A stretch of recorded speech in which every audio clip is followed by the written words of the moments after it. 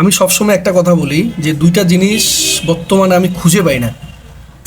এক হচ্ছে মুসলমান, ইমানদার মুসলমান, আর এক হচ্ছে শিক্ষিত মানুষ।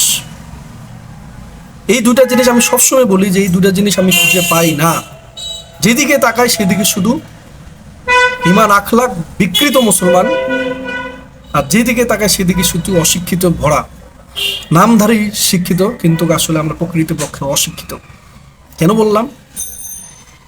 আপনি ভুল করে যদি বিকাশে বা নগদে ভুল করে যদি কিছু টাকা চলে যায়, ধরেন 500 বা 1000 বা এবং ইভেন 100 টাকাও যদি যায়, সে টাকা আপনি ফেরত পাওয়ার আশা 99% শেষ। কেন ভাই? মানুষ তো ভুল করবেই, এটাই তো স্বাভাবিক।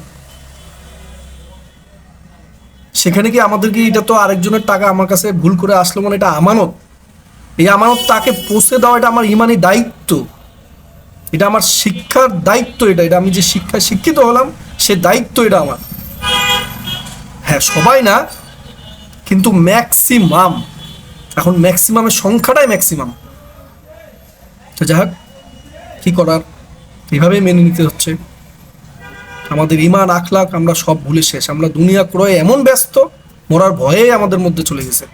শুধু দুনিয়া হাসিল করতে হবে, বাড়ি গাড়ি করতে হবে, ফ্ল্যাট বাড়ি কিনতে হবে, ডুপ্লেক্স বাড়ি কিনতে হবে, কীভাবে হয় হোক, মানুষকে ঠকাই হোক, মানুষকে লুটপাট করে হোক, কাটে হোক, ঘুষ দুর্নীতি অনিয়ম যে কীভাবে হয় হোক, ওটা পরে। আর বুড়া বয়সে যায় মনে করেন মসজিদের কোনায় বসে খালি লা ইলাহা ইল্লাল্লাহ জিকির করবো, বাস 7 খুন মাপ, নাউজুবিল্লাহ। এই হচ্ছে আমাদের বর্তমান অবস্থা।